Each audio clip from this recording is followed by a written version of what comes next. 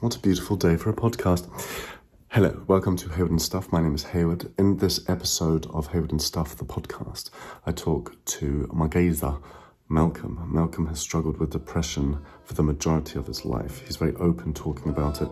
We also talk about how he's gotten into nursing and the stereotypes that are attached with that, being a man, and how we need to get more men essentially into the nursing workplace.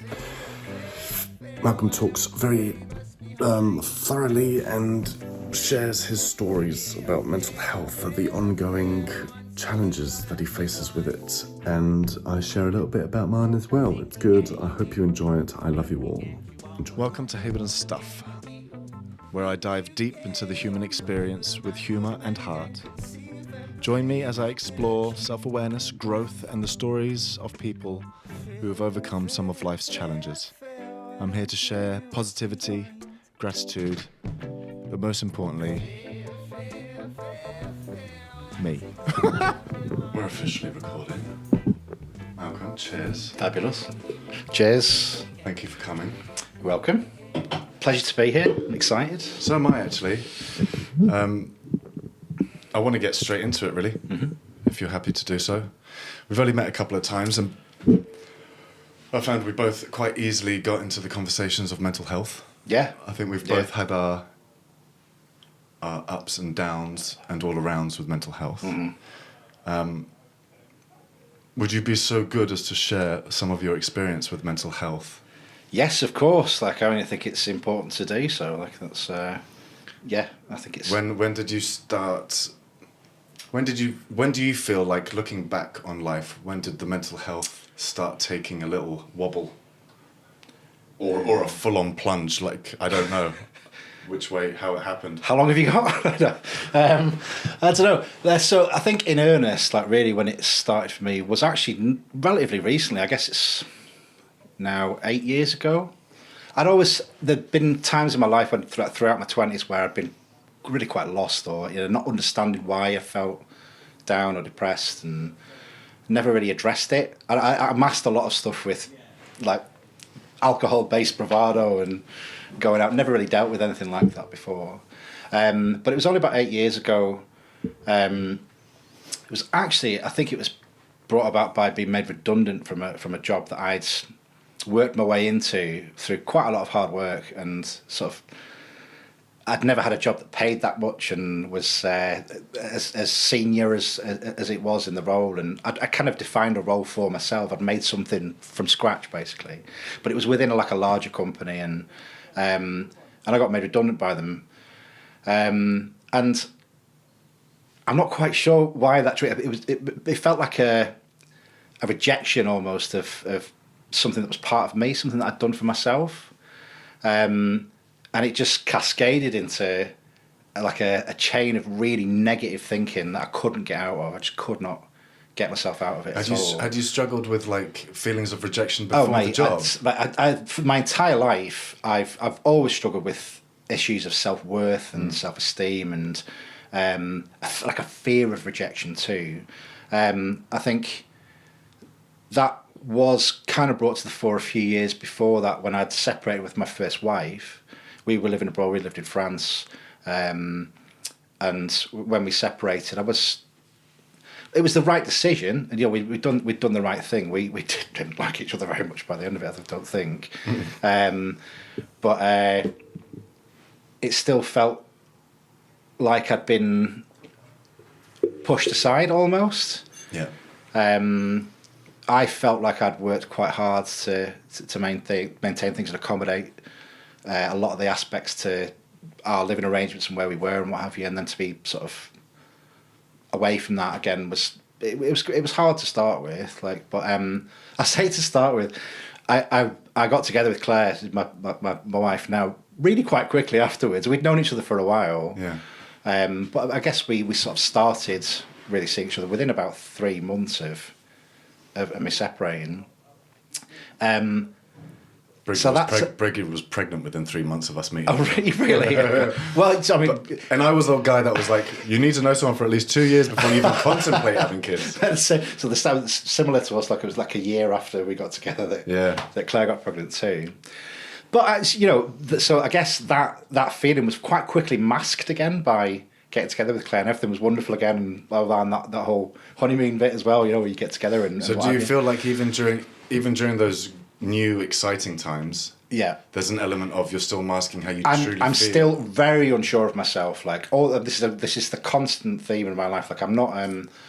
I might be quite extroverted and loud and outgoing and what have you, but underneath all of that, it's like a constant self-doubt. Like I second guess myself all the time. Yeah, that still happens. Like it's under control a bit more now. But I mean, throughout my entire adult life, I've never been.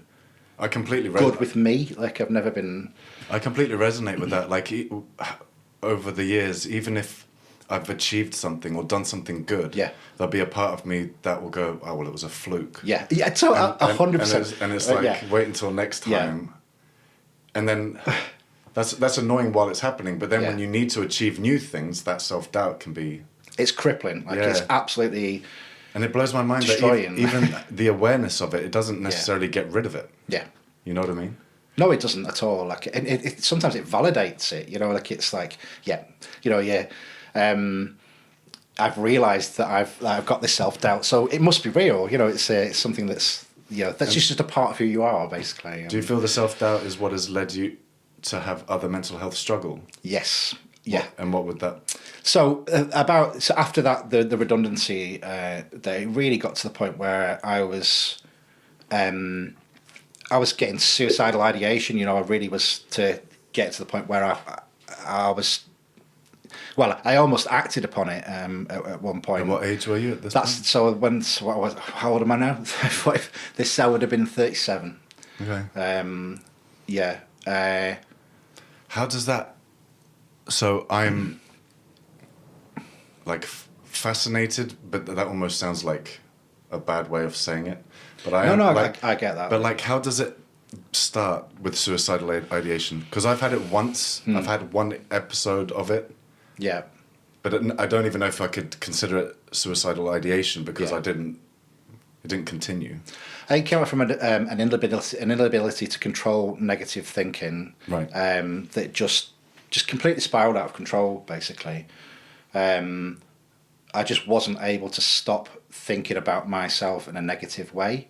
Fuck. And it just built layer upon layer upon layer to the point where it got to the point, well, there's no point in going on because you're worthless anyway. It's nobody's going to miss you. Nobody's going to care about you.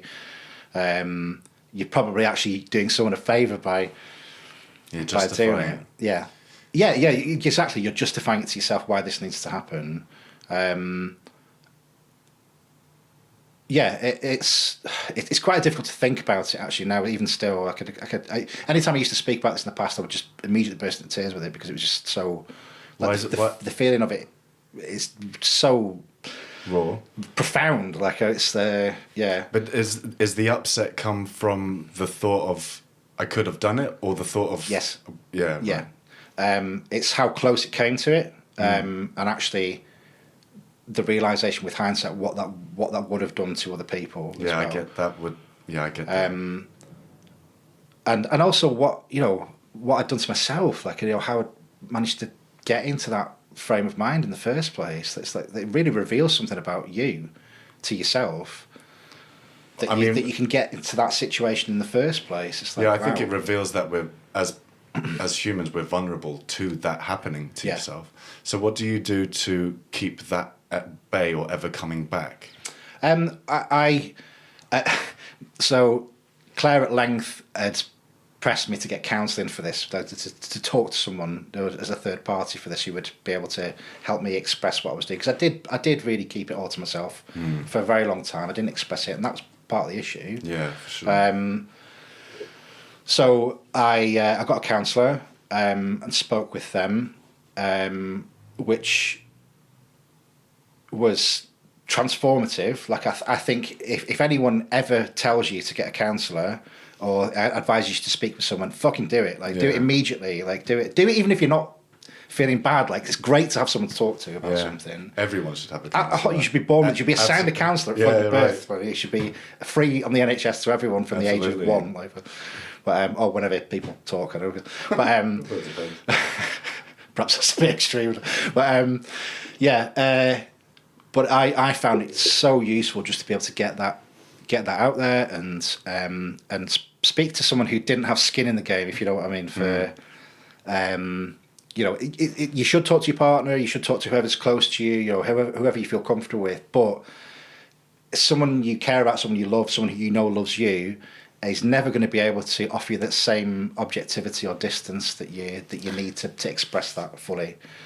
You can't I feel detach yourself from it. Yeah, right. I feel like with those that are absolutely closest to you, even though you can have a super open relationship and talk about everything, sometimes those really dark, I'm speaking for myself. Yeah. Sometimes those really dark thoughts, maybe you, out of protecting them, you don't want to tell them. Yeah, you can't. Because sometimes you can say something and then it can manifest into something bigger in their mind when really it was just a passing thought. Mm. Yeah, no, I mean, I might get a counsellor as well. Absolutely. I think it's loads of value in it. It's absolutely worth it. But then, so that in the short term, and then I also, I went to see the GP as well, expressed how I was feeling there.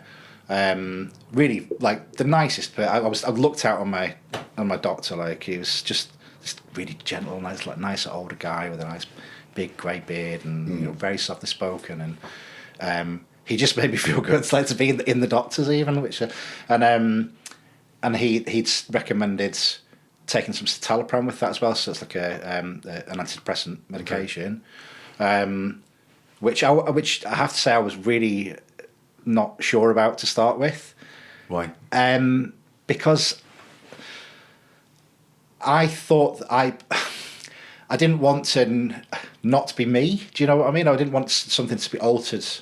That was a part of me to start with, but actually this isn't, they're not, the more I've sort of learned about this as I've gone along and read about it, they're not mind altering substances. They're basically just ways of controlling your ability to function. I know it's not for everybody, and everybody's entitled to what they think about antidepressants or medication or whatever. That's absolutely fine, but for me, what they allowed me to do was just to function on a daily basis and to keep everything on a level, and to stop me thinking negatively. It allowed me to do stuff. Do you know what I mean? There's days when you wake up and you're so depressed and you're like, shit, I don't want to do anything today.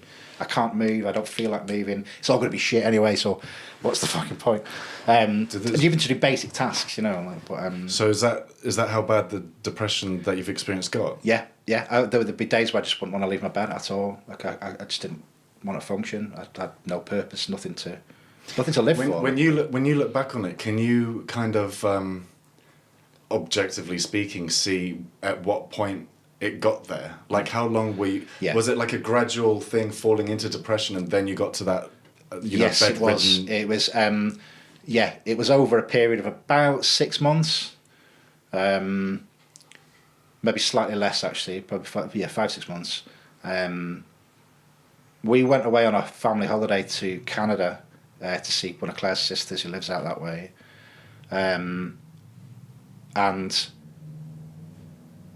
I think that was the point where I thought something's really wrong here. This is really, I just felt terrible. We were in this British Columbia, it was the middle of the summer. It's fucking beautiful. It's paradise on earth. Like really incredible place. All this wonderful wilderness and coastline and nature and shit.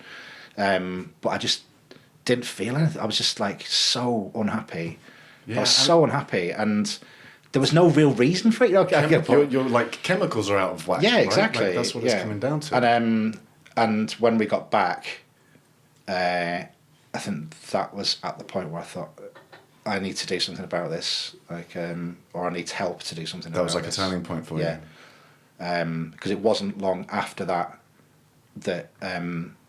I'd almost like sort of made the attempt on my life. Does the suicidal ideation come? Does that start creeping in because of the depression, or does the depression come because you're having suicidal ideation? No, it comes in because for me it came in because of the depression. It was the bottom of the barrel. That's the it's like the next place to go after the depression. It's the ultimate place to go. It's like, how the fuck am I going to get out of this place? Yeah, and deep. fortunately, you know, I have a partner who's very caring, very loving, and very, you know, proactive in encouraging me to do things and to help when I needed it, and help me find the right way to get along with that. And so, do you live with the depression now today as well? It's not something that's going to go away. It's something that you manage. I still have my moments, yeah, and I think, and I still take my medication. Although there was an episode about 3-4 months ago where, so I'd stopped taking my citalopram. I'd weaned myself off this, like properly. I thought I'd followed everything was going fantastically well. Like, I'd started my nursing degree, my master's, and it was going really, really well. Placements are great. I thought, life is great. It's really, really good. So I thought, I don't need this anymore. I've got this. Yeah. And then I started weaning myself off it, and everything was okay. It was all fine. And then there were a series of things that happened over the sort of summer this year, which just knocked you back. I mean, it was a really unfortunate. Can you tell us? Yeah, of course. So I had quite a good friend who died of pancreatic cancer in August, and watching his deterioration was really, really difficult. Yeah. You can work as much as you want as a healthcare professional and see a lot of horrible shit, but when it's someone you care about and someone you're close to, I don't think there's anything really to prepare you for that. To watch the deterioration. That's the hardest bit. Like, I mean, Sherry, he was a big guy. You know, he's taller than me. I'm 6'5". He was, you know, slightly bigger than me, and a big fella. You know, really long hair, big beards, and everything. And he was a tree surgeon, like an a caretaker and stuff. Belgian guy, and he to see what that did to him over a fairly short period of time was just horrific. Like, it was absolutely life-changingly awful. Like, to see that. Did you quickly realise, like, oh shit, I'm slipping back into? I did. Yeah. After he died, and we went on a family holiday to Spain, which we'd had booked for quite a while. And unfortunately, the only time they could have his funeral was while we were away. Oh, fuck.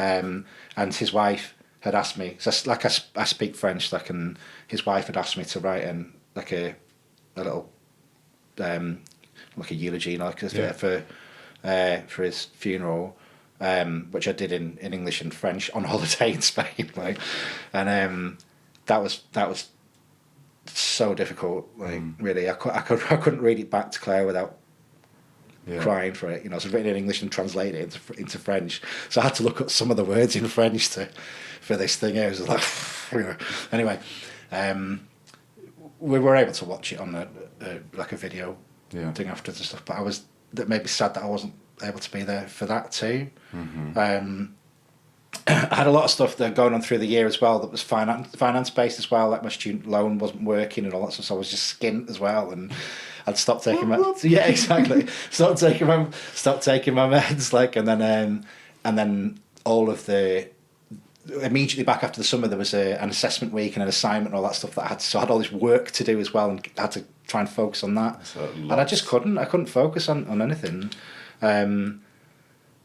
And yeah, it just came to a head. Claire was so pissed off with me when I told her I'd stopped taking my meds too. I hadn't told her that. It's such a fucking stupid thing to do. Like, I should have told her immediately what I was doing with that. Yeah. Discussed it with her, but I hadn't told her this. You know, and obviously with hindsight, like, well, was it maybe because you're a little bit unsure about doing it anyway, and it was something, I mean, it's deeply personal, right? Yeah, it's your brain that you live in. But also, I mean, I felt bad because that obviously that's going to affect her too, right? Like, you know, she cares about me too. As personal as that is, it is something I should talk with her about if it's going to affect her in some way. Which it did, because then she had to look after me being depressed again, which sucked for her, obviously. Mm-hmm.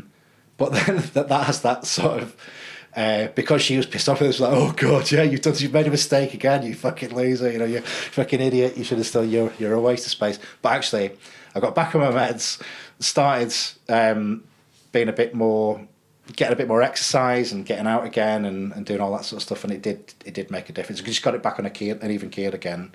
So how do you look at your medication now? It allows me to function. It allows me to not be in a negative spiral. It keeps me right, like it does. It doesn't make me feel vastly different now. At first, I have to say, it's the weirdest sensation. When I first started taking it, it felt like I'd had like I'd had an MDMA or something. At the start with it, which I may have had some experience with when I was young. But it was that same sensation. Like it was like a rush, when I first took Euphoric feeling. Which felt fucking fantastic, like wow, here we go. This is what life's going to feel like now, brilliant. But it doesn't, obviously. It tails off, and then you get used to it. But after a while, for the first time I started to resent it a little bit because it made everything feel flat. Okay. I didn't have those highs and lows, and I've always enjoyed the sort of excitement of being a bit manic, maybe, or feeling emotionally invested in things. But I found it increasingly hard to care about anything. What is it? It's anhedonia, I think it's called, where you can't feel pleasure, or you can't feel pleasurable in things. Yeah.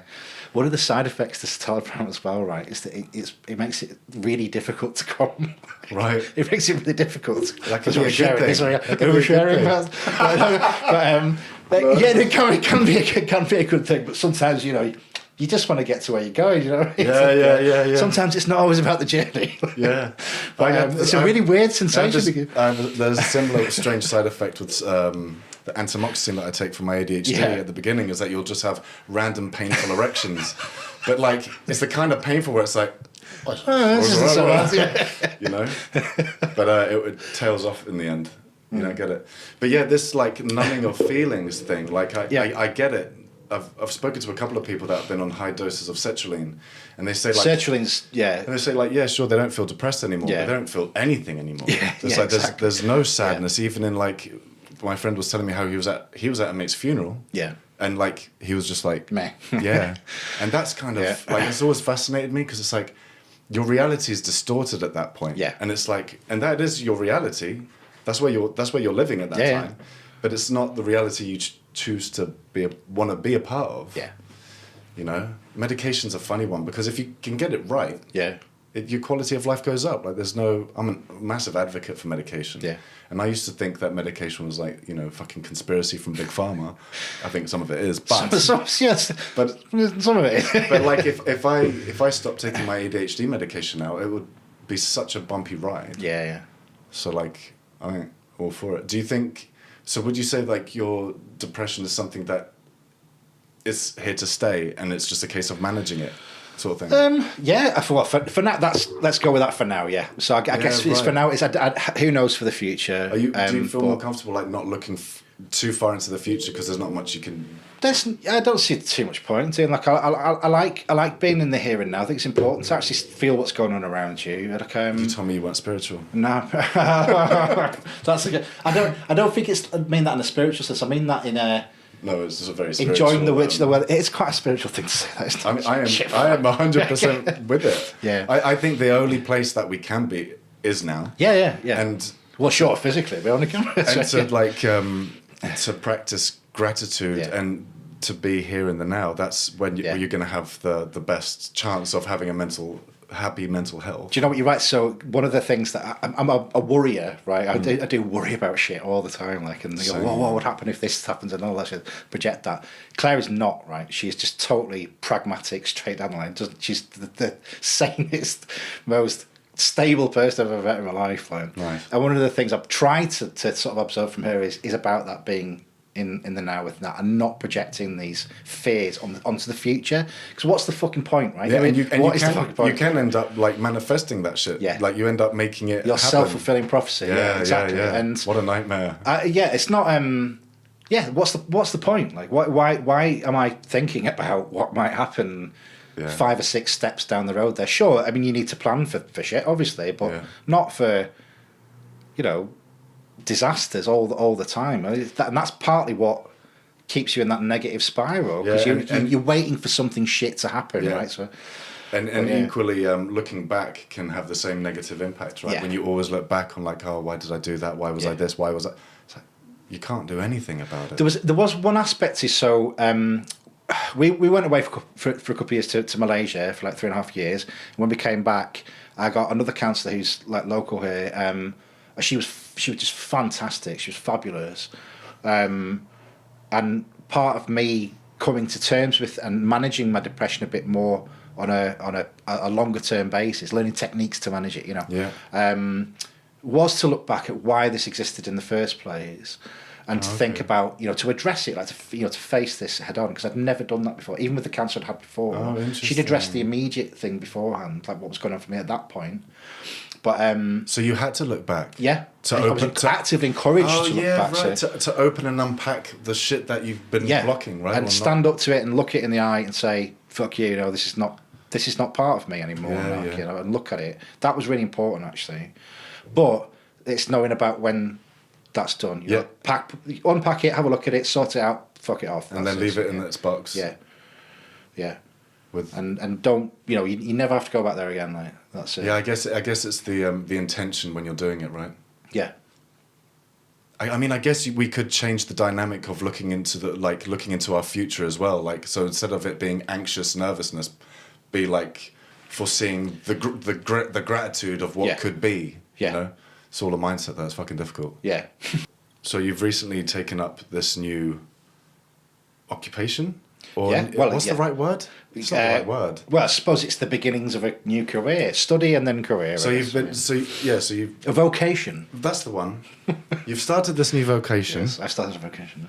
Do you feel it's connected with your mental health? Is there a reason for the reason? Yeah, 100%. I got into it partly because I was doing vaccination work for the COVID. What is the vocation?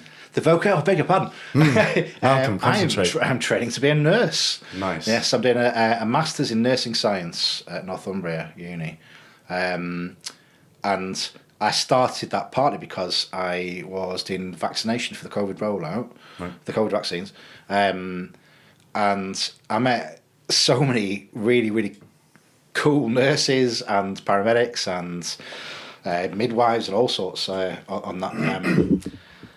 And I felt like I was part of something too, like this. There was this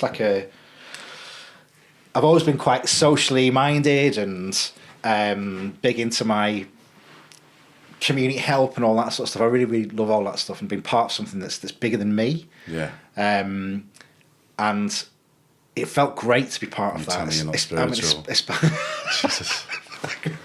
I'm starting to sound like some sort of fucking... Yeah, but I'm with you 100%. But I'm with you 100% on it. I'm just saying it might be more spiritual than you think. Ripping holes in my... Well, it did really... it felt really good to be part of something, especially after the lockdowns and being chained up. And I was always given exclusive license to go out and do something when everyone else was locked up at home. That felt really special. It felt great to be doing something positive for my society, for my community, all that sort of stuff. I loved all that, and I really got into it. And a lot of the nurses who generally tended to be women who were towards the end of their nursing career or had retired or all that sort of stuff. So it felt like every time I went to work, I was surrounded by 10 grandmas who wanted to look after me. It was really, really nice. And without fail, they all told me, you'd make a really good nurse. Why didn't you go into nursing? It is something I had thought about years ago. And I guess it was sort of maybe leading me back to that, really. My best friend is a nurse, lives in Manchester. He's been a nurse for 20 years. He's been a fantastic career doing that. My sister is a nurse too. What was it about you? What did they see in you that made them think that he would make a great nurse? My boyish charm, perhaps. Just fucking brilliant. Fantastic. No, I don't know. I think I'm quite a good communicator. I worked in hospitality for quite a long time. Because you give a shit. Yeah, and I care about it as well. And I like, even hospitality, you're looking after people, right? You're trying to make sure that people have the best time they can possibly have. And that feels good to do that. Yeah. You have to be a communicator if you run a bar or anything like that. If you're in charge of a bar, so you really need to be able to speak to people, especially when they're pissed, which is a skill in itself.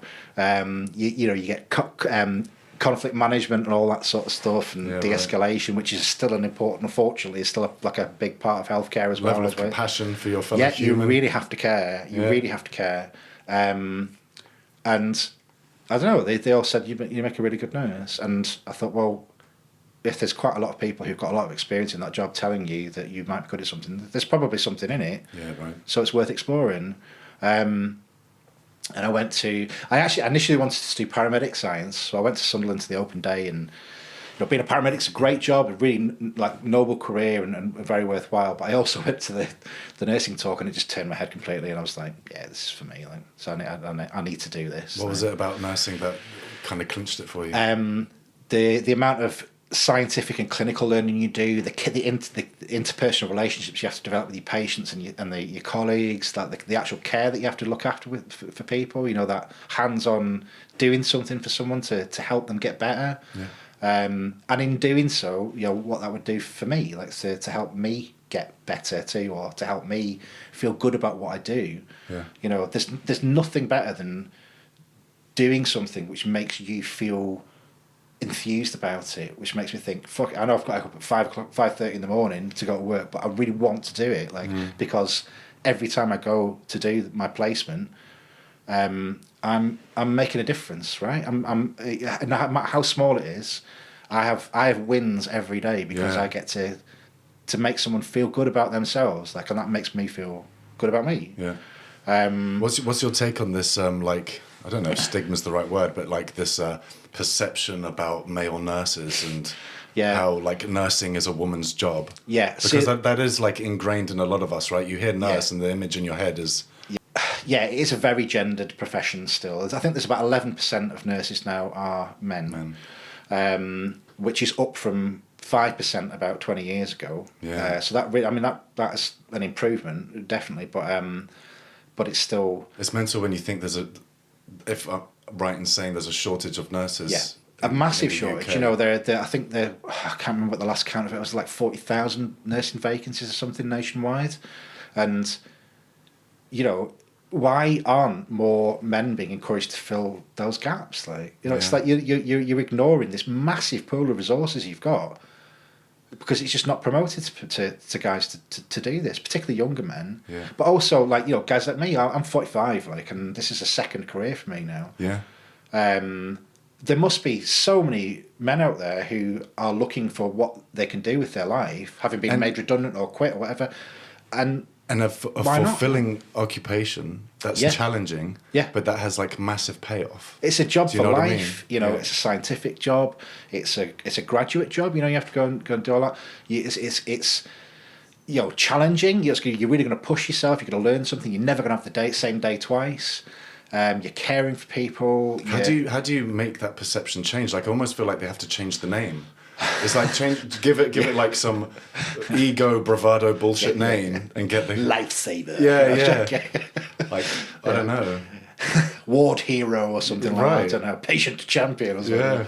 It is bizarre. I think like in most things, you change it by being a part of it and pushing it forward. And that is actually that was a huge motivation for me to get into nursing in the first place. I wanted to be, in my small little way, an example, perhaps to other guys. Are you this is something that's worth doing? Are you proactively trying to get it out there? So I won a place on a student leadership program. There's a thing called the Council of Deans of Health. Okay. And they are like a nationwide academic network. They work with all of the institutions nationwide to promote leadership in students who would ideally go on to do leadership roles within the any one of the allied health professions that there are. So it's for paramedics, it's for nurses, it's for occupational therapists, physiotherapists, all that stuff, So as part of the project I'm doing for them, I'm doing something specifically about encouraging more men to get into nursing. Amazing. And I've linked with these guys all over the country now who have started doing projects. There's a guy in London, Phil, who's doing a PhD into men in nursing, like a piece of research into it. Amazing. And how we encourage people to do that. Well, like trying to find out how to get more men into nursing. Yeah, and to understand some of the barriers that are preventing it in the first place. Yeah. And I, along with him and the coach that I was assigned with, that Calvin, is a fantastic guy from the West Indies. Like he's like an idol, man. He's like the guru of social inclusion and well-being and encouraging men to get into nursing. Have you got links of these people that I can leave? Of course. I'll leave them in the description of the video. Their number. But I've asked them to. I'm trying to organise like a web event for people to come and discuss their experience of men in nursing and why it's a good career, why it's a good option, and perhaps they'll share some stories about how to do it and their backgrounds and stuff. But do that through the university so we can push it out to the prospective students that might be coming to the uni, or go through the colleges where there might be some younger guys particularly who hadn't thought of it in the first place but are part of the mailing list who can join in to see what it's about. So cool. Then I'm starting a blog alongside these guys as well to promote that and hopefully one day have a podcast. Yes. We'll leave the blog link in the description. Like everything that we've spoken about, if there's a link to it, it will be in the description below. It's going on next week, basically. Wicked. So because this will go out in 2 weeks from now. Yeah. So yeah.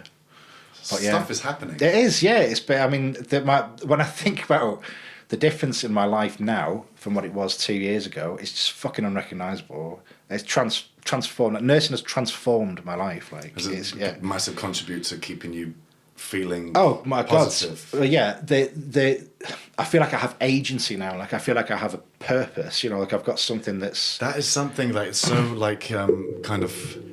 That's not. I feel like we need to talk about that agency thing more. Like more people need to I think women as well, but from the men that I've spoken to, having a purpose is such an important factor in having your mental health in check. Yeah. And I know just from me, like I spent my life up until about 30 dossing about, spending inheritance money, struggling. And this isn't out of laziness. This is out of my ADHD was a struggle. I had depression, anxiety, which I didn't even recognize at the time. And it was only when I got a stable job that I was like, oh, now I can work on things. Yeah. And I can really figure my shit out. That and good ADHD medication. But then once I lost my job, even though my medication is great, suddenly I tell people my ADHD came back with force. Yeah. And it's not that it came back. It's just suddenly I realized oh yeah, I'm still struggling with ADHD when I've been given these really difficult tasks. And one of them was what is my fucking purpose again? Yeah. And I was transported back into my 20s when I was not doing anything with my life and I was just kind of flim-flamming. And people say so many people's goal is to make loads of money and then because that's freedom. But it's it comes with its own. It's set of pressures that though, doesn't it? I mean, and if I feel like some people say it in a way I'll make my millions and then I won't work and I won't do anything. But if you haven't got Jesus if Christ, your head isn't in the right place before you make the money, Yeah. You might never get there because you just distract yourself anyway. I've got a couple of wealthy friends, as I'm sure you do, and you watch them. Have you? Yeah. Get them on the podcast. A couple, yeah, two. Get them on the... One hates me. But that's where I'm at. And I look at his life and I'm like, I see sadness in your eyes. And it's the wealth didn't bring it. The wealth didn't give you fill that void. Yeah. That void you have to look at yourself, I feel. Yeah. You do, you do. And I'm not a spiritual person. Hey, as you well know, I'm not a spiritual man. Do you meditate? Tell me you fucking meditate. Occasionally. Jesus, man. That's because I read a paper about it, No. I'm intellectually do you know spiritual. What? I'm never ever gonna say that I'm not a spiritual person ever again. There are patently parts of me which I'm just not fucking conceding. I'm fighting a losing battle here. But yeah, no, you're right. Do you know what? It's good to have that pointed out to you that perhaps there are aspects to your thinking which you're not looking at in the right way. Maybe that is something I need to examine, or it would be good for me to examine to see how I actually approach things. Because are you talking about contemplating being spiritual? Yeah. Right. I mean, 'cause like you said to me that the other week there you've gone to see. I can't remember the dude's name. Who's does the sound baths like Jay. Yeah. He'll be sat where you are next week, Monday. Yeah. And it's just like you said it was. I didn't know what's fucking sound bath like. It's just sounds weird. But and then you'd said it was the Tibetan bowl, like a lot to do with Tibetan bowls. Like, fuck me, I do that. Like, every time I'm doing any work, I put that shit on so I can focus, like I can concentrate. And sometimes if I'm walking down the street, and do you know what? Now that I fucking think about it, shit, forgot about this. So basically. A few years back, when I was sort of in the grip of a bit of depression, and I was speaking to my counsellor, she's a Buddhist, right? And she'd said, but she wasn't like, projecting it on me or anything like that. But and I just independently, right? I'd started listening to these Tibetan bowls. Like I found a Tibetan bowls playlist on Spotify, right? Put it on random, had the headphones, taking the dog out for a walk, and there was one day. Maybe it was the meds, I don't know. But there was one day I was walking down the street and I felt fucking high as a kite, but everything was buzzing around me while I was listening to this stuff. I felt so. It's a frequency thing. Good, like I feel good, like and. Mate, I firmly believe it's a frequency thing. Yeah. Just like when you meet someone and within a few minutes you feel like a good energy from them. There is a bit of science to this, like so. There's a resonance.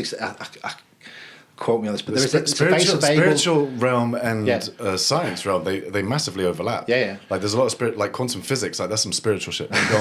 But tell me. There's a vasovagal thing. So there's like a vibration that if you have in your chest, which can actually there's a frequency that does actually influence the way you can process things off. Really? Those things. Interesting. Maybe that's all fucking garbage. But that's your throat chakra. Yeah, exactly. Like I'm not a deep voice. But I mean. Have you heard the stuff that I need Mongolian? The throat. Yeah, it sounds amazing. Fucking awesome. But it's like it's hypnotic, right? It's also the best name for a band. They're called the Who. One of them. The Who. HU. The Who. Who. Yeah, brilliant. Ooh. But yeah, I don't know. Maybe it's like that. I am an atheist, and that's not going to change for me. I don't believe in a God. I never have done, and I never will do. And so I remember I listened to your podcast with Zane, and he was talking about being militantly atheist when he was younger. Yeah. And there's a lot of that resonated with me. I would argue with fucking anyone about religion. Same at one point. And I still think I'm right, but I won't argue as much now. Like I think it was an important thing for me to be less angry about other people's beliefs. Absolutely. That probably did make me quite depressed in the past because you get so fucking angry about what someone else thinks. Like, what if, I mean, now that I look at that, I think, what a fucking stupid way of approaching your life. Yeah. Why does it affect us so much? To care, like, what other people think. Yeah. Because the two can live simultaneously, right? Yeah. You can have two different beliefs. What difference does it make, man? It's not a, as long as it's not impacting me physically or in a negative way or someone I care about, then who fucking cares? Like, you think what you want. It's not a problem. Yeah. I mean, I'm right. Obviously, whatever you need, man. But then now I don't need to tell you that I'm right. Like, Yeah, right. Like, I can be. It's good enough for me that whatever you need. Whatever you need. One day we'll do a podcast with some of these people. I want to get everybody together. Yeah, man. So, I think it's safe to say that you've struggled with levels of depression throughout your life, right? And how far back do you think it went? Where not necessarily like clinically depressed, because I only say it because when I look back, I think like I can't remember a time when I didn't struggle.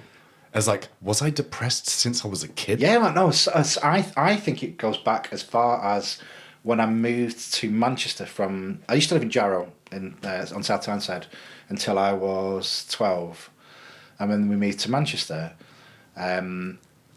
And I was quite badly bullied when I went to Manchester. I was different, I had the Geordie accent at that time. And how old are you at this point? I was 12, yeah. And new city, didn't know anyone. Weren't any places for me in the local school, so I had to travel, like 10 miles to the only school that had a place for me to get to, a long way away. So I didn't live near anyone that went there really. And And I was alone. Like I was on my own there. I was so fucking miserable when we moved to Manchester. Yeah. I was absolutely devastated when we left. I was like a sprinter and stuff when I was a kid. Okay. A really fucking good one. Like I ran for the English schools and all that shit. Just won the 100 meters in like 12 seconds when I was a kid. You know, it was really fast. Like. And I loved all that training. It was just fucking brilliant. When I went to Manchester, I didn't carry it on. So even that like big pleasure of my life had gone. And again, that was that purpose thing. It was like, that agency, the thing the thing I was really good at and was known for, you know. Yeah, that was gone, and then I never really recouped that, and that self doubt, that because I was when I did my running, I won everything. Like I had a fucking room full of trophies and gold medals and all this shit. Yeah. And all that was gone. Like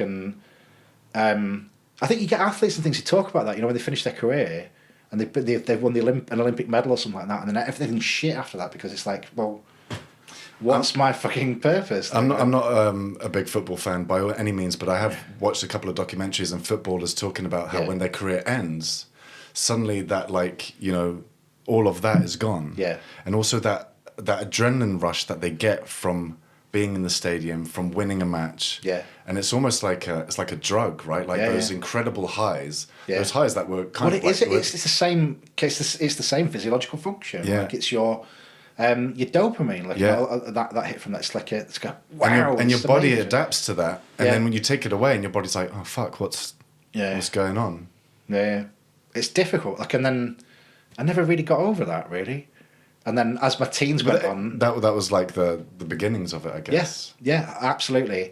And there was a specific thing after that where I made friends... When I was in sixth form, I made friends with a guy who was 4 or 5 years older than me, perhaps. He then became subsequently my best friend, but he was... He was an asshole. Like, he really was. Like, he was a total prick. Yeah. And basically used me and my family, actually, for... his own sort of devices for stuff, and I stuck around. But I was kind of in awe. He was quite a handsome guy, you know, like he was older, he was cool, and he was giving you attention. He was giving me attention, you know. I'm his mate, like, and that's a head fuck afterwards when you realise like they were. He made me feel so worthless, like in the end of it, like it totally disintegrated, and I felt fucking awful. To the point where I hated myself. I thought, you know, I'm ugly, I'm fucking stupid, all this stuff, and he had been like injecting all this bullshit into it. Yeah, and it never left me, and I never dealt with it, and I know I ran away from it. I moved to Edinburgh like when I left that, and I never saw him again or anyone, but I never dealt with that shit. Yeah. And it just made me feel worthless. My entire adult life, I just suppressed all that shit. It's interesting because so you've got like you've got like a numerous events in your teen life that kind of were catalysts. Yeah. But I almost feel like if they hadn't have been there, there might have been something else. Mm-hmm. Do you know what I mean? It's like, do you feel like you were it was going to happen one way or another? Yeah, that your mind was going to take it on. Yeah, I think so. Do you know what I mean? Yeah. Not saying that you've caused it. Yeah. Just saying like some of us. No, I know what you mean.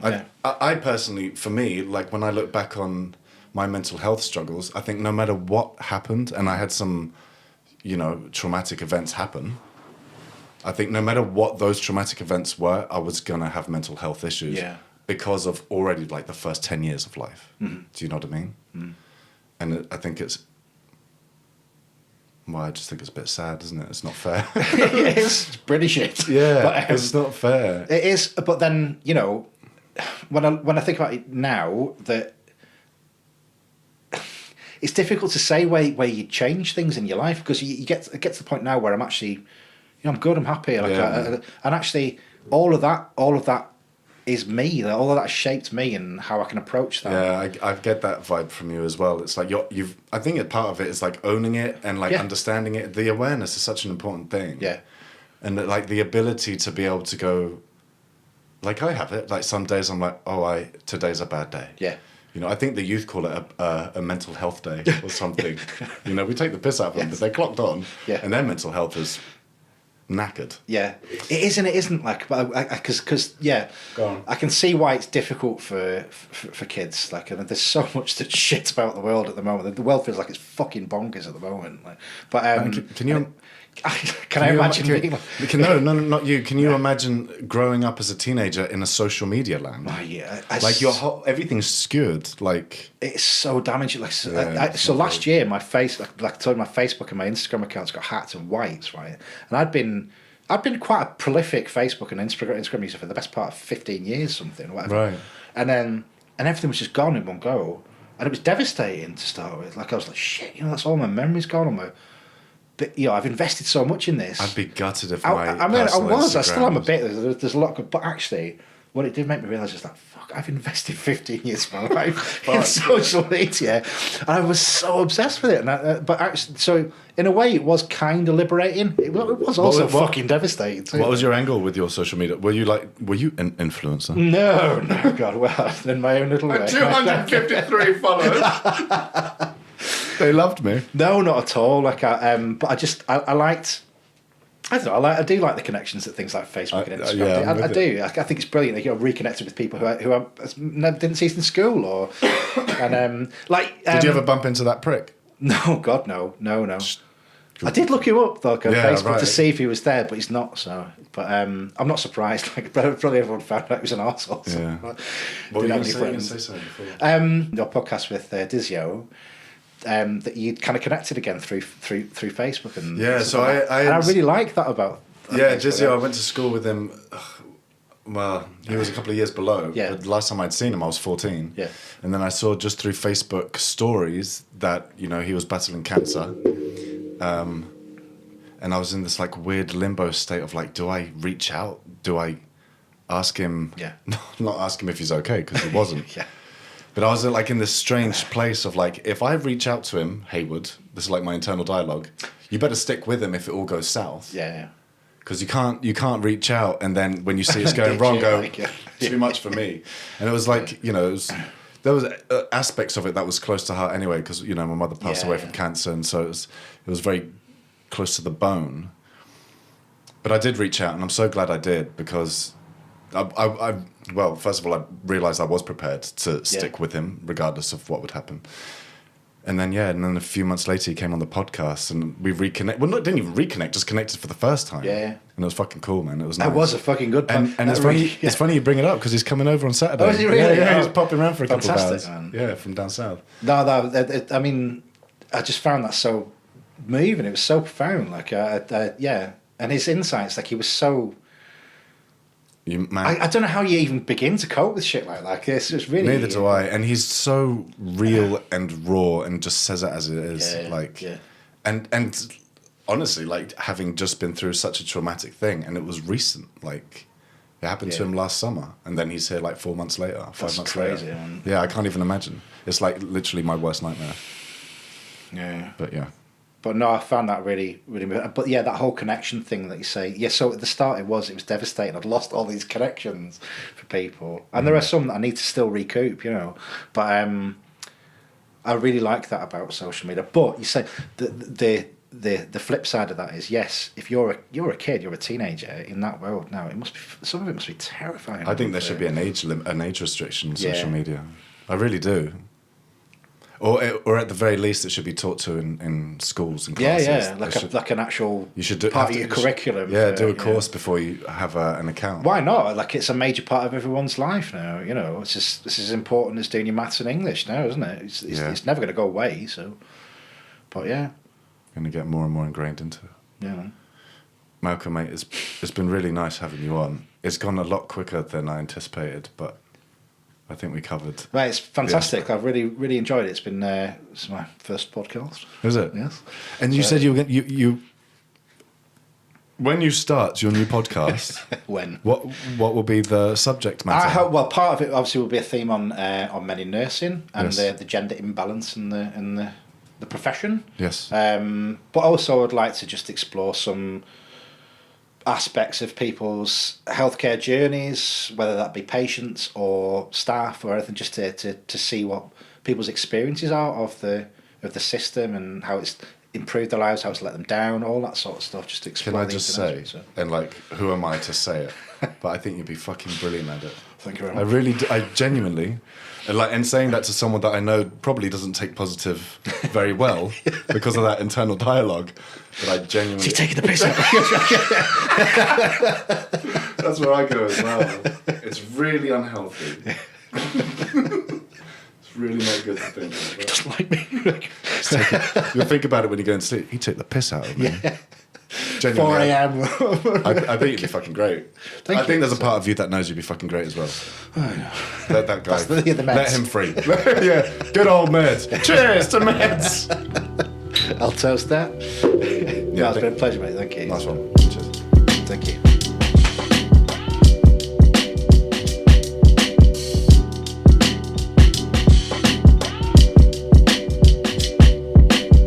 Yeah, real pressure in the media tonight. Yeah, but the music got me feeling just fine. Really quick.